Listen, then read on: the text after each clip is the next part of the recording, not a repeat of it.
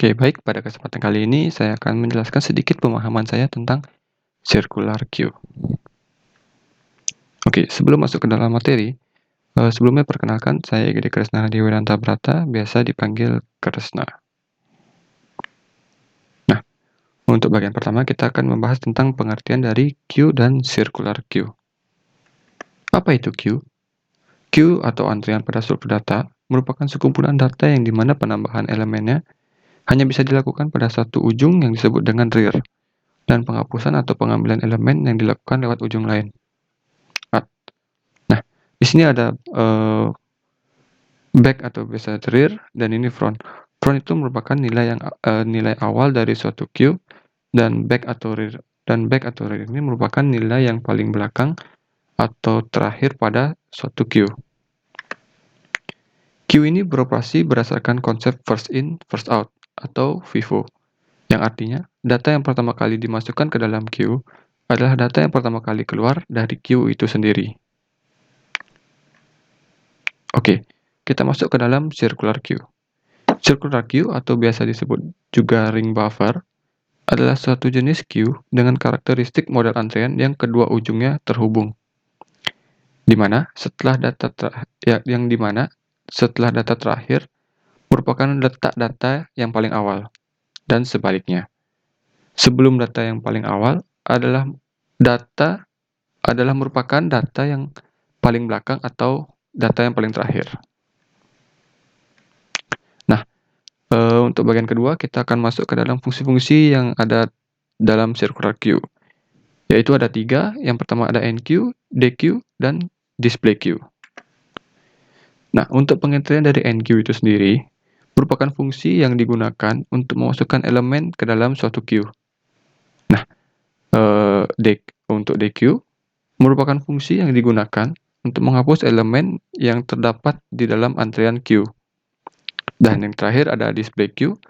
Nah, fungsi ini digunakan untuk menampilkan elemen yang ada di dalam queue. Maksudnya saat kita memasukkan elemen ke dalam queue, dan jika kita ingin melihat ada elemen apa saja di dalam queue, kita bisa menggunakan fungsi display queue ini. Nah, baik. Kita akan masuk ke dalam konsep enqueue. Untuk pertama kali memasukkan elemen, maka itu akan dimulai dari indeks ke-0, yang dimana rear dan front itu keduanya berada dalam indeks sesama, yaitu 0. Di sini sebagai contoh kita masukkan elemen pertama kali dengan nilai 5. Ya, dan selanjutnya jika kita ingin memasukkan elemen kembali, maka posisi rear itu akan berpindah ke indeks 1. Nah, jika kita ingin melakukan enqueue lagi, maka posisi rear itu akan berpindah ke indeks 2. Nah, jika kita ingin mengenqueue kembali, maka rear itu akan berpindah kembali ke indeks ke-3. Nah, setiap kita ingin memasukkan elemen, maka rear itu akan berpindah posisi dari posisi sebelumnya plus 1.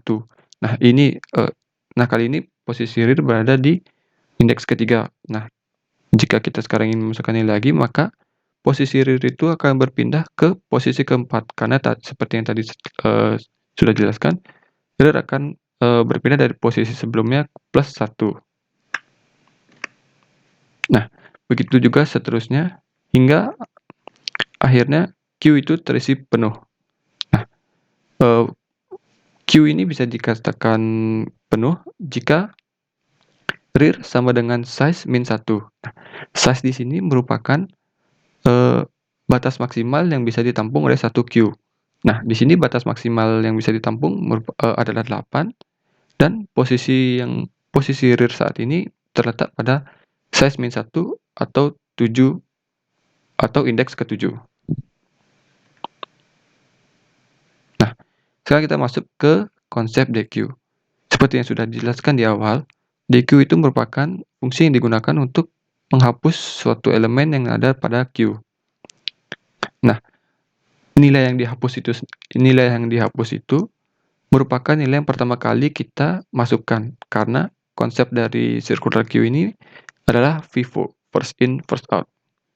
Jadi, jika kita ingin melakukan DQ untuk yang pertama kalinya, maka nilai yang dihapus adalah 5 dan posisi front akan berpindah ke indeks 1. Begitu juga seterusnya jika kita ingin melakukan DQ kembali, maka nilai 10 tadi akan dihapus dan posisi front akan berpindah ke indeks 2. Nah, jika melakukan DQ lagi, maka front akan berpindah ke indeks 3 dan nilai elemen 15 tadi akan dihapus. Nah, begitu juga jika ingin melakukan DQ kembali, maka elemen 20 tadi akan dihapus dan front akan berpindah ke indeks 4. Nah, jika dalam posisi seperti ini kita ingin menambahkan nilai, men-NQ elemen, maka posisi real harus di-set ke 0 kembali, baru kita dapat melakukan penambahan elemen atau NQ. Oke, sekarang masuk ke source code. Di awal-awal seperti biasa menggunakan header, yang digunakan di sini adalah include bits/stdc++.h, kemudian ada using namespace std, dan kemudian di sini ada struct. Struct itu merupakan tipe data bentukan yang dimana dapat menampung lebih dari satu jenis tipe data. Kemudian di sini kita menginisialisasikan variabel dengan tipe data integer yang digunakan untuk rear dan front. Kemudian ada integer size, ini variabel untuk jumlah kapasitas indeks dalam antrian nanti. Kemudian ada integer pointer array yang digunakan untuk menyimpan alamat memori dari ARR. Kemudian ada Q dalam kurung integer s, yang dimana front sama dengan rear sama dengan -1, kemudian size sama dengan s, ARR sama dengan new integer dalam kurung s. Kemudian di sini ada 3 fungsi. Yang pertama ada void NQ. Di sini digunakan untuk menambahkan elemen. Yang kedua ada integer DQ. Fungsi ini nanti digunakan untuk menghapus elemen yang ada dalam queue. Kemudian ada void display queue. Nah, ini void display queue ini merupakan fungsi yang nantinya akan menampilkan elemen-elemen yang terdapat dalam suatu queue. Kemudian lanjut fungsi untuk membuat circular queue. Ada beberapa kondisi. Yang pertama, jika front sama dengan 0 dan rear sama dengan size -1, atau rear sama dengan front -1 modulus size -1, maka akan dicetak queue full. Jika kondisi yang di atas tidak terpenuhi, maka akan lanjut memproses kondisi yang kedua. Kondisi yang kedua, jika front sama dengan -1, maka front sama dengan rear sama dengan 0, ARR kurung siku rear sama dengan value, dan akan menampilkan nilai berhasil di NQ. Nah, jika kondisi tersebut juga tidak terpenuhi, maka kita lanjut memproses ke kondisi yang selanjutnya. Jika rear sama dengan size -1 dan front tidak sama dengan 0, maka rear sama dengan 0, ARR dalam kurung siku rear sama dengan value. Jika salah, rear di increment, ARR kurung siku sama dengan value, maka akan menampilkan nilai berhasil di NQ. Oke, selanjutnya adalah fungsi untuk melakukan DQ di dalam circular queue. Yang pertama akan dilakukan pengecekan if front sama dengan -1, maka akan mengeluarkan output queue kosong dan melakukan return int_min. Kemudian ada tipe data integer data sama dengan ARR kurung siku front, dan kemudian ARR front sama dengan -1. Lalu if atau jika front sama dengan rear, maka front sama dengan -1 dan rear sama dengan -1. Apabila jika front sama dengan size -1, maka front sama dengan 0.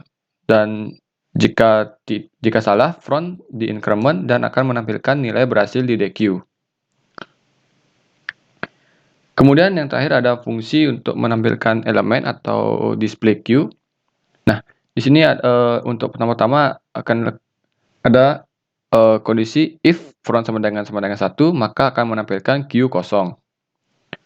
Kemudian akan menampilkan elemen yang ada di dalam circular queue. Nah, if rear lebih besar atau sama dengan front, maka akan menampilkan akan memproses rumus for integer i sama dengan front, i lebih kecil sama dengan rear, i increment. Maka akan menampilkan nilai dari ARR indeks i. Jika salah atau else, maka akan memproses rumus for integer i sama dengan front, i lebih kecil daripada size, i increment, dan akan menampilkan nilai dari ARR indeks i. Lalu akan diproses juga for integer i sama dengan 0, i lebih kecil atau sama dengan rear, i plus plus. Maka akan menampilkan nilai ARR indeks i.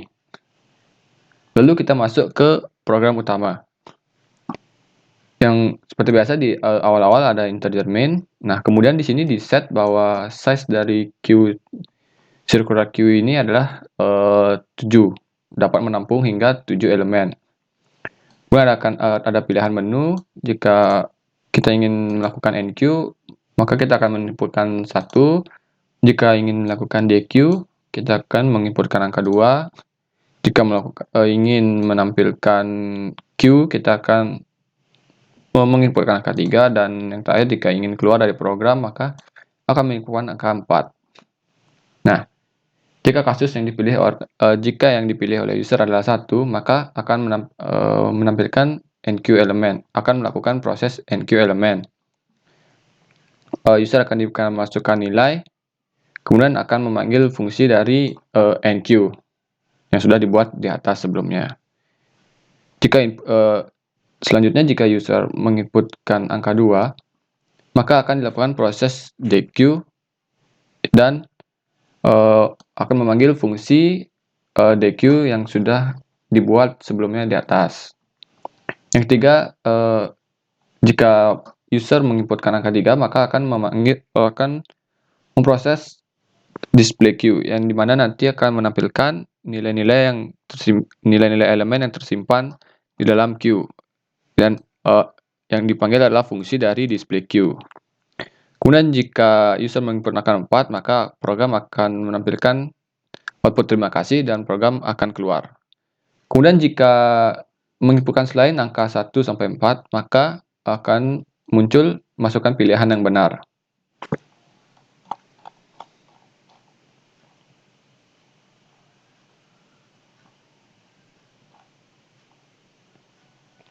Oke, jadi selanjutnya kita langsung saja run program.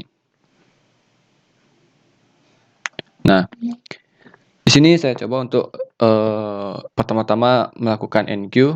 Kita input angka 1. Nah, di sini diminta untuk memasukkan nilai. Kita coba masukkan nilai 5. Nilai 5 berhasil di enqueue. Lalu kita coba lagi masukkan nilai 10. Nilai 10 berhasil di enqueue. Kita coba lagi masukkan nilai 15. Nilai 15 berhasil di enqueue. Kita coba kembali masukkan nilai 20. Nilai 20 berhasil di enqueue. Kita coba sampai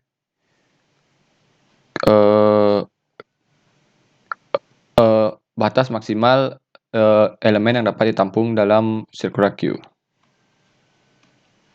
25, oke, 1, masukkan nilai 25, masukkan pilihan 1, 25, 30, 1, 35, masukkan pilihan 1 untuk melakukan NQ, masukkan nilai, kita coba 40. Nah, di sini akan jika sudah full, maka jika batas elemen sudah mencapai maksimal, maka akan muncul kata Q full. Nah, jika sudah full, kita akan coba melakukan DQ, yaitu pilihan nomor 2. Nah, perlu diingat yang sudah dijelaskan sebelumnya, DQ itu merupakan fungsi yang digunakan untuk menghapus nilai yang terdapat dalam Q, yang dimana yang dihapus itu merupakan nilai yang pertama kali kita inputkan. Nilai yang pertama kita masukkan di sini adalah 5. Berarti jika kita melakukan DQ, nah, maka yang pertama kali di DQ adalah nilai 5 yang pertama kali kita inputkan sebelumnya. Selanjutnya, jika kita ingin melakukan DQ kembali, maka yang diproses seharusnya adalah nilai yang kita masukkan setelah 5, yaitu tadi adalah 10. Ya, 10. Nah, sekarang kita akan coba untuk menampilkan elemen-elemen yang terdapat di dalam Q dengan memasukkan angka 3 pada menu pilihan. Nah, di sini jika kita menginput angka 3, maka akan menampilkan elemen-elemen yang terdapat di dalam circular Q. Yang tadi seharusnya di sini menampilkan 15, 20, 25, 30, 35 yang sudah kita masukkan sebelumnya. Kemudian karena tadi kita sudah men-NQ 5 dan 10, maka 5 dan 10 tidak masuk ke dalam list elemen yang di dalam circular Q, karena sebelumnya kita sudah melakukan NQ. Melakukan DQ maksud saya, mohon maaf. Kemudian kita coba input 4 untuk keluar dari program. Nah, maka program akan berhenti dan keluar. Mungkin sekian saja penjelasan materi yang saya pahami. Jika ada salah-salah kata atau kekeliruan dalam menyampaikan materi, saya mohon maaf. Mungkin sekian dan terima kasih.